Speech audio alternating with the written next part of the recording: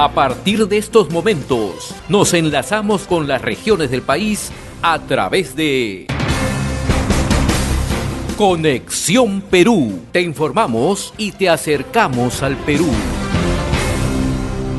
Vamos a tomar contacto a esta hora y le agradecemos la amabilidad que tiene con RCR, Red de Comunicación Regional, al doctor Ernesto Blume Fortini. No requiere mayor presentación, en su momento él ha sido presidente del Tribunal Constitucional y le agradecemos la cordialidad que tiene con RCR. Qué gusto saludarlo, doctor Blume Fortini, muy amable como siempre, muy gentil.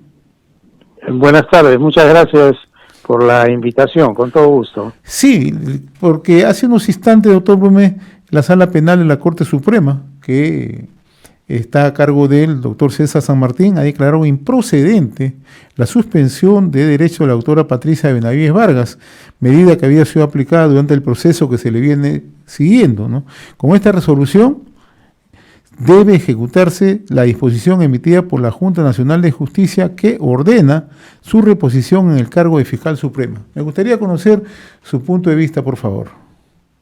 Bueno, en primer lugar, con cargo a conocer el texto, digamos, íntegro de la decisión de la Sala Penal Permanente de la Corte Suprema y basándome en la información que ha llegado a los medios, yo quiero ponderar la decisión de la Sala Penal Permanente de la Corte Suprema de la República que corrige un lamentable error producido por el juez supremo que dispuso la suspensión de la señora Patricia Benavides.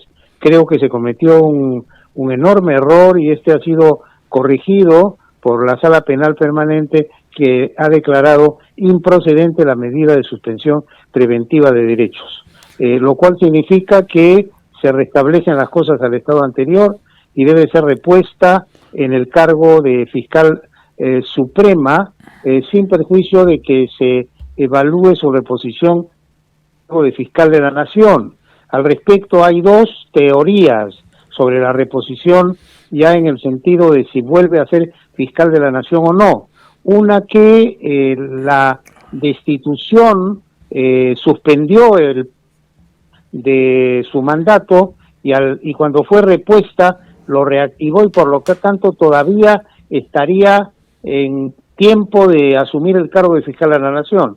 Y la segunda posición que esa destitución no paralizó el plazo y por lo tanto el mismo a la fecha estaría vencido, en cuyo caso solo tendría que ser repuesta como fiscal suprema. En todo caso, ese es un tema que tiene que definirlo en última instancia, entiendo yo, la Junta Nacional de Justicia cuando se formule algún planteamiento al respecto.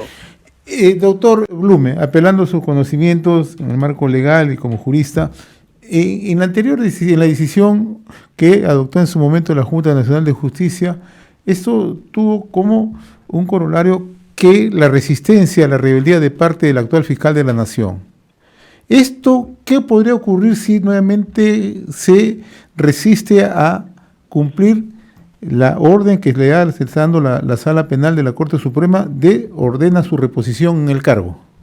Estaría consumándose una contumacia en el desacato a el mandato de autoridad competente y estaría acrecentándose la responsabilidad que tiene la señora Espinosa y el equipo de fiscales supremos que la han apoyado en el lamentable despropósito de desacatar el mandato de la Junta Nacional de Justicia, porque no olvidemos que todo esto se origina cuando ella, en una actitud de rebeldía, desacata el mandato de la autoridad competente y desde ahí incurre en responsabilidad. Por eso pienso que es imperativo que, sin perjuicio de la reposición de la doctora Patricia Benavides, la Junta no deje pasar por alto grave acto de violación del sistema constitucional que se ha materializado con el desacato al mandato de la Junta. La Junta debe ratificar su principio de autoridad, su competencia en el ámbito de la fiscalización, sanción y reposición de los jueces y fiscales que están bajo su jurisdicción y debe señalar que esta situación no debe repetirse. O sea, sin perjuicio, repito, de la reposición, debe continuar un proceso para sancionar a quienes tuvieron ese acto de rebeldía que es, desde mi punto de vista, inconcebible, inadmisible, totalmente improcedente e inconstitucional, y que no debemos pasar por alto porque, como usted comprenderá, si se consiente en una situación así, pues habremos quebrantado el principio de autoridad y estaremos sembrando la anarquía en el país y produciéndole un daño enorme a la seguridad jurídica